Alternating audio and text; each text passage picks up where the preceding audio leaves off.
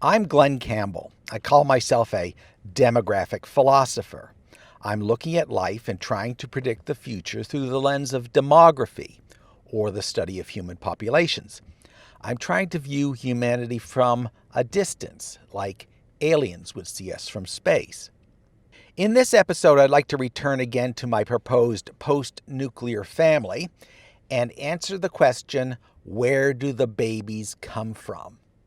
Recapping what the post-nuclear family is, this is my hypothetical system of shared parenting intended to make child rearing cheaper and less risky for the participants, thereby encouraging both more children and more consistently raised children. Now, it can be started quite simply by 3 or more couples producing babies in the traditional way, but choosing to raise them together in a single household, thereby cutting down on expenses. There are a lot of other ways a post-nuclear family could get started, but this seems the least radical. That is, it ought to be fairly easy to implement without violating too many norms. You've got parents creating kids just as they normally do. They're just choosing to raise them in a different way. Instead of 2 adults raising between 1 and 3 kids, I propose 6 or more adults raising at least 9 and maybe as many as 18 kids in a single dwelling. The children are evenly distributed in age from 0 to 18, with no children the same age. This staggering of ages allows learning to flow from child to child and not just from adult to child. In other words, once a child learns something, they can pass it on to a younger child, which can only happen if you have this wide distribution of ages. It wouldn't work if you had all your children the same age because they're all learning at the same rate. But if you have this distributed system, then there's more opportunity for the children to participate in their own upbringing. For example, older children can provide routine care for younger children, at least to relieve some of the burden on the parents. And in fact, I propose that the older children provide nearly all the care for the younger children, but that's a topic for another podcast. To prevent all these parents from getting in each other's way, I propose that none of them actually lives in the household. Instead, they conduct their own private lives, much as they do today, in their own dwellings, coming into the household only for scheduled shifts. Instead of parenthood being a 7-day-a-week job, it could conceivably be a 1-day-a-week job. Now, I'm not proposing that this be a strict schedule. Parents can come and go with some flexibility, but they should also have a schedule that they can rely on. They should be able to know that 5 days a week I can focus entirely on work, knowing that the household is being taken care of. Now, there's always an adult on duty, or nearly always, and there's probably a full-time teacher employed to manage education. But I foresee children performing most of the routine tasks of the household, like preparing meals and cleaning house. I propose that adults never prepare a meal, vacuum a rug, or change a diaper, except to show how it's done. Instead of being caregivers in the traditional sense, adults are more like supervisors, making sure that things get done but not actually doing the work. Adults still provide protection, financial support, and an educational plan, but they are not the cooks and bottle washers. Instead of being parents in our current sense, you might see them more like grandparents or the aunts and uncles of today. I realize this system raises all sorts of questions and challenges, which is why I need to discuss it over multiple podcasts. But for now, I just want to focus on this one issue, baby making. This in itself is such a complex issue that I can easily talk for 20 minutes or 30 minutes or hours, and I probably will. But let me hit the high points in this episode. In previous episodes, I had a simple explanation for where the babies came from, and that is that the stork brings them. And I now have to confess that that was a lie. Storks are big birds, but they aren't strong enough flyers to carry a human infant. And this story doesn't explain where the storks get the babies that they drop down the chimney. Clearly, I'm going to have to come up with a better explanation here. Now, in the first 2 decades of the family, the source of the babies is no great mystery. If we have 3 heterosexual couples joining forces to raise children, the babies could be conceived in the usual way, which is sex between romantically committed partners. The only unusual thing for those first 2 decades is that they coordinate their births. So a child is born every 2 years among them. Assuming there are no existing children at the time the consortium is formed, it would take about 18 years to assemble a full family of 9 kids. At that point, my vision for a large family is realized, and hopefully by then we will have proven that this family system works. At that point, however, the fertility of the original mothers starts running dry. They can't safely produce babies anymore when they get into their 40s. And really, the least risk lies with younger women. As the mother ages, the risk of birth defects increases. So you want people to have babies in their younger years, in their 20s and 30s. Now let's take the long view of this. I'm recording this episode in 2020. Optimistically, it might take till 2030 before anyone pays any attention to me and before anyone latches onto this idea and actually considers implementing it. 18 years later, around the year 2048, the fertility of the mothers is going to run out, and these families are going to have to start looking for other sources of babies. That is, if they want to continue the family as I'm proposing. I'm proposing that this post-nuclear family is a permanent institution. It goes on forever because you want to preserve all that knowledge that is accumulated over time. We call it an institutional memory. After you've been raising children for 18 years, you've learned a thing or two, the whole institution has matured, and you don't want to just stop having babies, stop raising children, because then you're wasting all this resource, this talent, these skills that you've developed. So you need more babies now to populate your system, and where are you going to get them? Now, by 2048, it could be a very different world, and there could be different technology. Perhaps there's ways of making babies that we can't even imagine now. Society could be wildly different. So it's not a good idea for me to declare unilaterally right now where the baby should come from or what's going to be best for this family 30 years from now. I can only talk about what the options are as I see them in 2020. The one thing I can tell you will probably not exist in 2048 is artificial wombs. That's where you gestate a baby in some kind of machine, so you don't need a woman anymore. That's the stuff of science fiction, like Brave New World by Aldous Huxley. Babies are decanted through an industrial process called ectogenesis. This technology would have to be so complex that I don't think it will happen even by 2048. Yes, we can raise preemie babies in incubators, but there's a certain threshold of viability where you can't do it anymore. You have to have a human host, at least up to a certain point. The trouble with ectogenesis is getting all the nutrients and biological systems right. You have to ask what is flowing through this umbilical cord, and do we have the right mix going in? And I think that's really complicated chemistry. It's not just chemistry, it's living biology. And my prediction is by 2048, artificial wombs really won't be a thing. And frankly, I think they will never be a thing because at the very least, it's going to be a very expensive process compared to just having a woman carry the baby to term. Sadly, we males can't do it.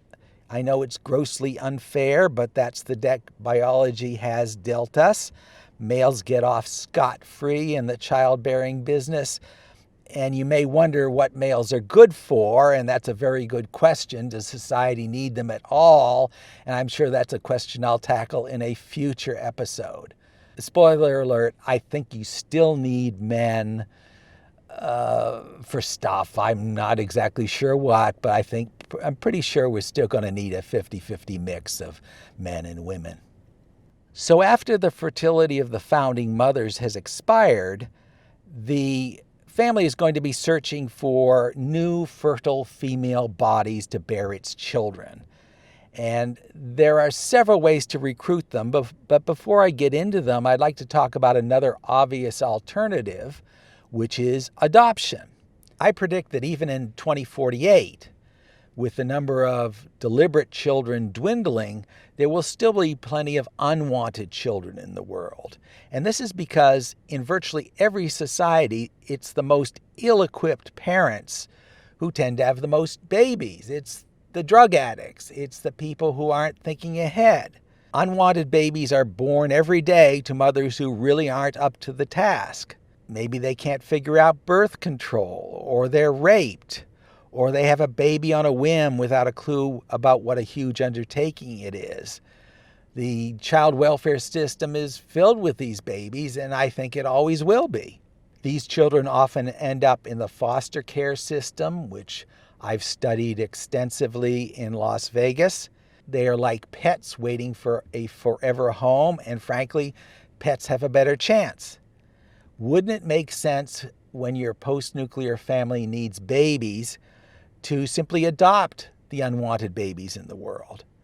If there aren't enough available babies in the industrial countries, maybe they could go to the high fertility countries like those in Africa for another source of babies.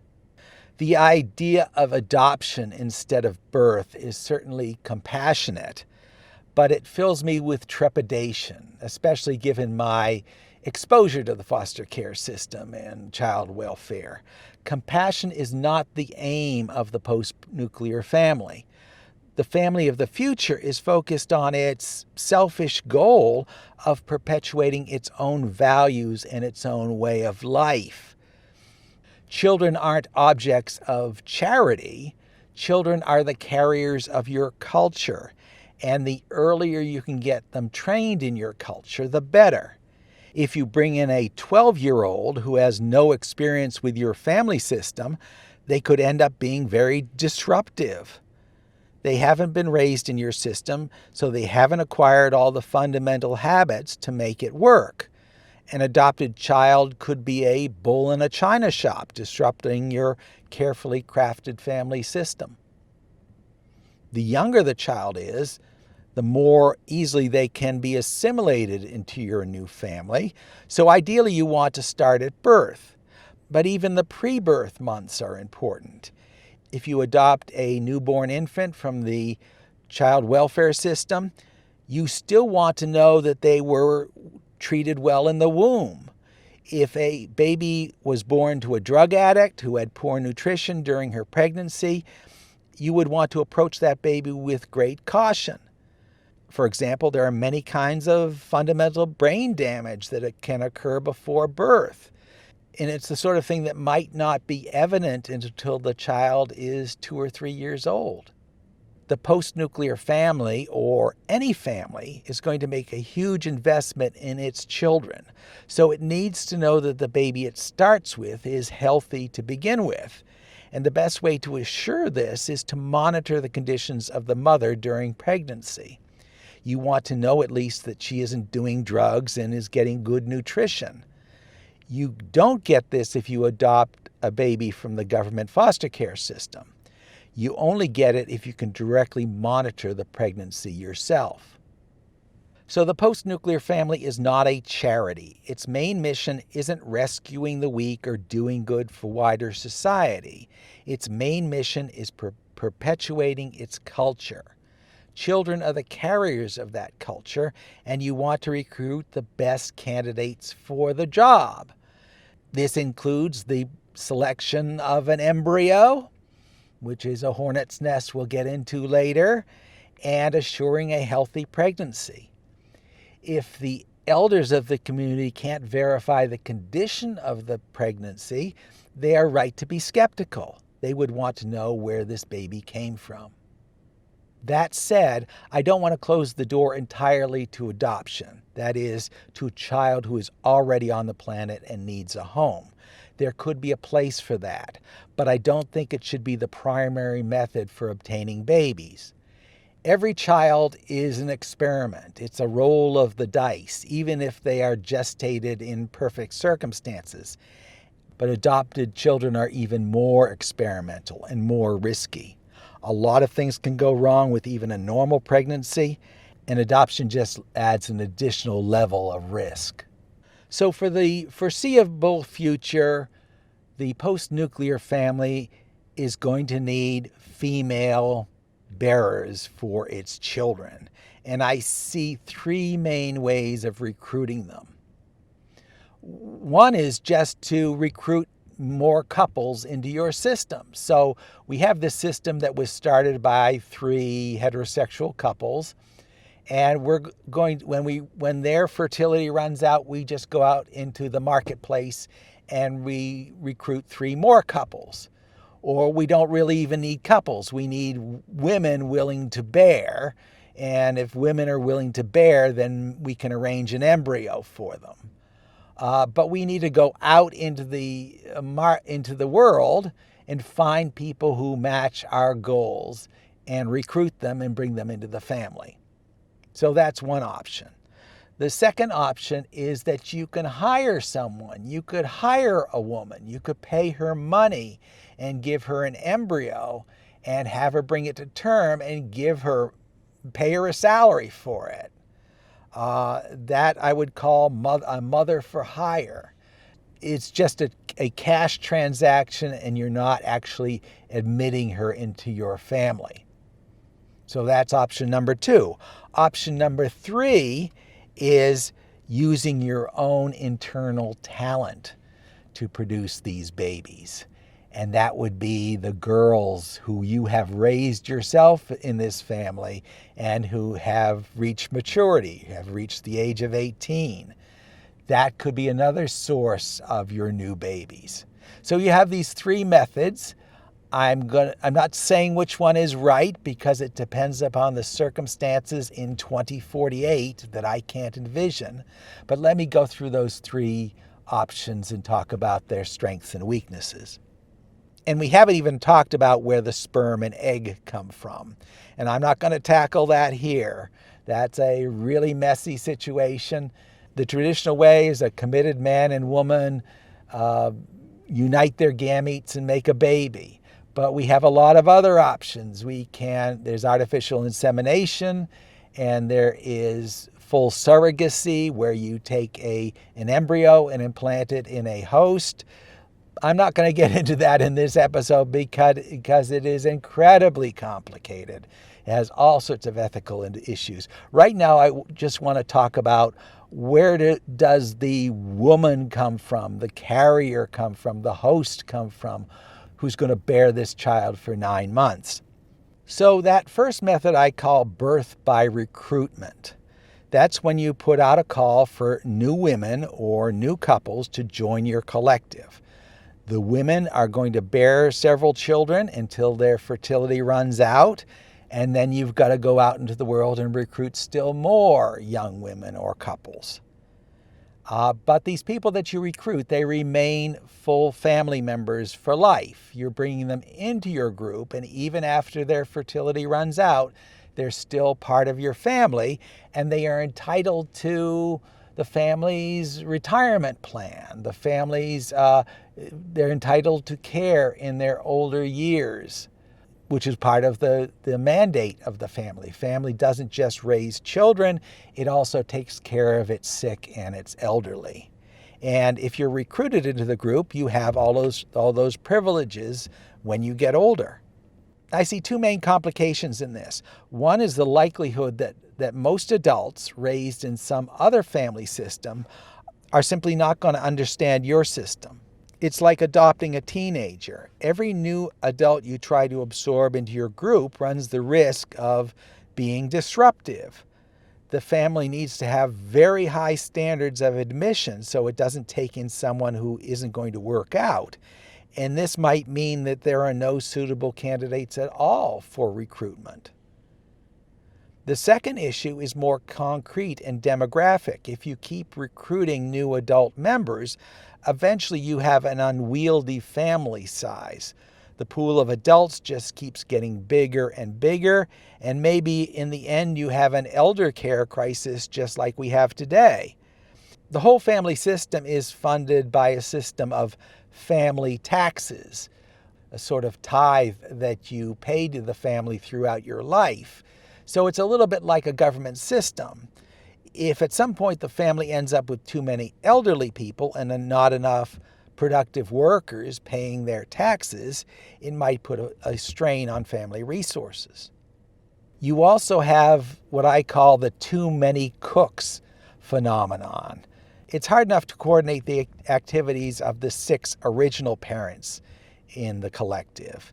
Now you're adding more parents, more adults, and the decision-making process gets more and more complicated. So I talked about the children being distributed in age. I also think the adults should be distributed in age. So each has their unique slot, their unique perspective. And there aren't too many adults, because too many adults are going to turn this thing into a great big bureaucracy where we're arguing out the smallest point. Recruiting too many outsiders could really muck up your whole system. The thing you have to factor in is that the post-nuclear family doesn't just raise children, it also cares for its sick and elderly. If you get a serious illness at any age and can't work, the family is going to take care of you. And likewise when you get old and infirm. Whenever you recruit new adults from outside the family, you have to ask, how much is this going to cost us when they become old and feeble? I'm not equipped now to do this analysis, but family elders will have to do it when they are deciding whether to admit a new full-fledged member. You don't have these costs with option number 2, which is where you simply pay a woman from outside your family to bear a child for you. Instead of recruiting a full-fledged family member, you hire a mercenary, someone who's willing to trade cash for pregnancy. You provide her with the embryo, and you could probably monitor her health during pregnancy, and then you take the baby and give her her money and she goes her way. And technically that would probably work, but if you're like me, you have great concern about this, great ethical concern. It raises all sorts of legal and ethical issues. First of all, in both the US and Canada, and probably a lot of other countries, it is currently illegal to pay a surrogate to bear children. You can pay her expenses, which can be very generous, but you can't directly pay her for the service of her pregnancy. This is seen as the equivalent of selling one's baby to the highest bidder.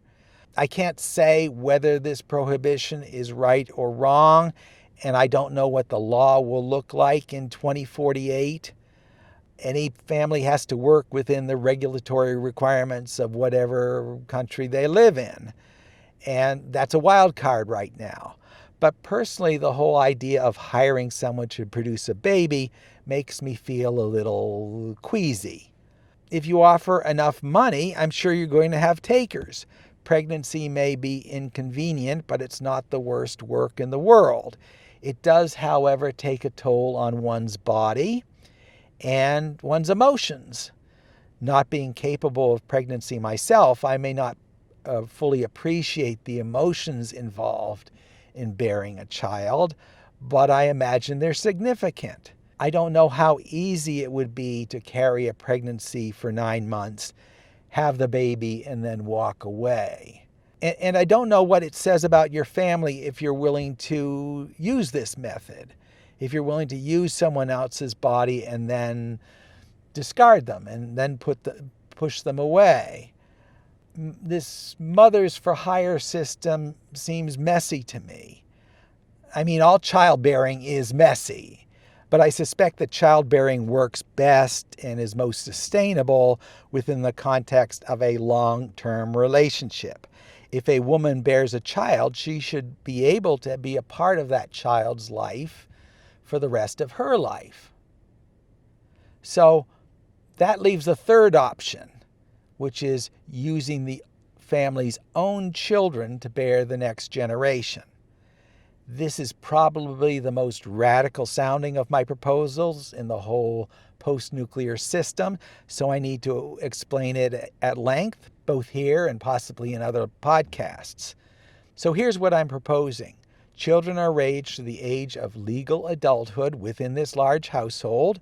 Once a child reaches, say, the age of 18, they enter the next phase of life, which is a period of community service. There's a lot of precedence for this. Before the 1970s, the United States had a military draft where all young men were expected to serve their country in the military for a certain number of years. All young men were required to perform this service. This form of conscription is still a way of life in Israel and Switzerland and a few other countries. And in Israel, it includes women. Women still have this same military service requirement. And the only way they're exempt from it is if they're actively bearing children. And that's the gem of my idea. I think that for girls in this family, they should go through a period of community service, let's say from the age of 18 to the age of 22, where they become pregnant and have children. Now, this sounds pretty radical to us, but it may not be to a woman herself who has been raised in this system. If we have 18 kids being raised in one household, each of them has had a lot of experience with babies over the course of their childhood. There's always been babies in their household, and by the time you reach 18, you will have probably witnessed a half dozen births. I mean, physically seen them, because I think the births should happen right there in the home. So pregnancy does not seem so radical for these girls. It might seem natural when you get to age 18 after having seen your sisters bear children and having enjoyed babies all of your life. It may seem natural when you turn 18 to bear a child yourself. That's your family service. That's your community service. Instead of going into the military and fighting in a foreign war, you are required, or at least expected, to have a few babies, 2 or 3 babies. That's your expectation. I wouldn't call it obligatory. I wouldn't call it coercion. Once you're 18, you can do what you want, but I think it would be seen as a normal thing that you want to serve your family by performing this service. And these would be virgin births. No one is going to have sex to produce these babies, at least as I'm proposing it. I'm saying that if a daughter of the family becomes a mother, an embryo is provided to her. Now, I don't know where the embryo comes from. Maybe the stork brings the embryo. I'm not really ready to talk about that. There's a lot of wheeling and dealing involved in obtaining an embryo and deciding which sperm should go together with which egg. And I don't think the woman herself should be involved in that. She just receives an embryo. As part of her community service, she brings the embryo to term. It is her baby. She can bond with that baby. She can breastfeed that baby under the protection of the family, under the protection of the same household that she grew up in. Because this same household that is raising the kids also has a maternity room, a place where the woman who is currently pregnant lives, and she gets all the perks. She gets a lot of special treatment in that maternity room. It's a big room. She doesn't have to work. She is supported by the family, but she will want to work. She'll want to work toward her education or do whatever else that she can do while pregnant. But she gets a lot of privileges as well. And all the kids in this family, they're watching their sister's belly get bigger, and they're all anticipating the birth of the new family. They know where babies come from.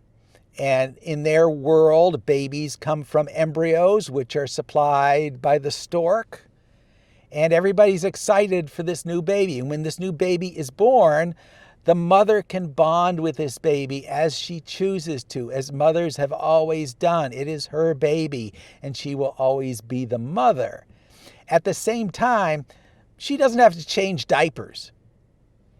When it's time to talk to the baby and have fun with the baby and play with the baby, the mother can do it as much as she wants, but she doesn't have to do the dirty work of raising children. She can let her younger siblings raise her children just like she was raised, and she trusts them because she herself has raised these children, so she knows they will do a good job. So the mother can breastfeed her baby for as long as it's appropriate, let's say maybe a year, but she can still go on and do her life. She can pursue her education. She can go to work. She can do a lot of other things because she has built-in daycare as much as she wants for her babies. And eventually, as these babies become toddlers and they become more challenging to take care of, the mother can pull away almost entirely from the family because now she's performed her community service. Let's say she's made her 2 or 3 babies and she's 22. And now she's a full adult, and now she can go off and explore the world. She can pursue a career. She can travel. She can do whatever she wants. She's still the mom, but she knows her babies are safe with the family that she grew up in. And then adulthood for her proceeds as adulthood proceeds for us. People in adulthood are free to pursue any career they want. They're free to go anywhere in the world they want. They can have any relationships they want. The only requirement for adults is that they have to pay their family taxes. Family taxes are like the tithe that you pay to a church. 10% of your income always has to go back to your birth family to provide financial support for them. So what I'm trying to do here is I'm trying to front load the baby making, which is the opposite of the backloaded method that we use today.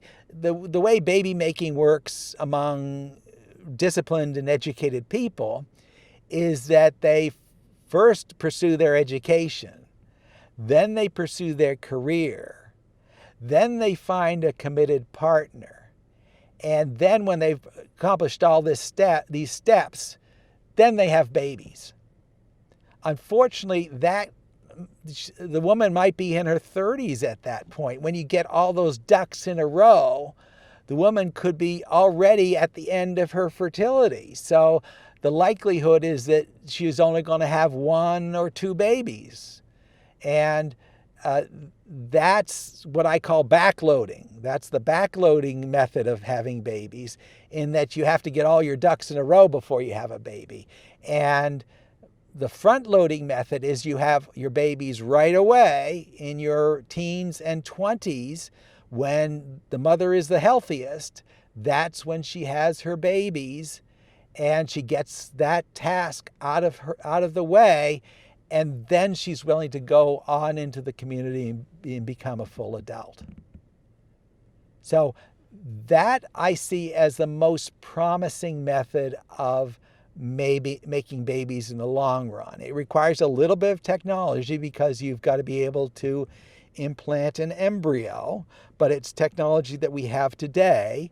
And to the best of my knowledge, any woman can bear any embryo. It doesn't have to be her egg. It can be someone else's egg. And you can correct me if I'm wrong, but I see, as I understand it, those pregnancies are not particularly dangerous compared to the natural conception method of sperm meets egg. So that's my vision. of where the babies come from, but the family is going to have their own ideas. The family is going to have their own reproductive philosophy, which is going to be present from the time they form the collective. From the time they form the collective, they're going to agree in principle on how we're going to make the babies 20 years from now. And that's something that's negotiated among the members of the family. It is part of their identity. Their reproductive philosophy is part of their identity. The reproductive policy includes where you get your mothers, but it also includes where you get your embryos. That's a policy decision that I don't want to step into, that I'm not going to dictate from afar. Every family has to decide how they're going to select their embryos, how they're going to select the sperm and egg that make the next generation of children. And that's a complicated thing. It's a messy thing. I'm eager to talk about it in future podcasts. But right now, I hope I've answered the question. Where do the babies come from? They can come from one of three sources, and you can choose your own preference.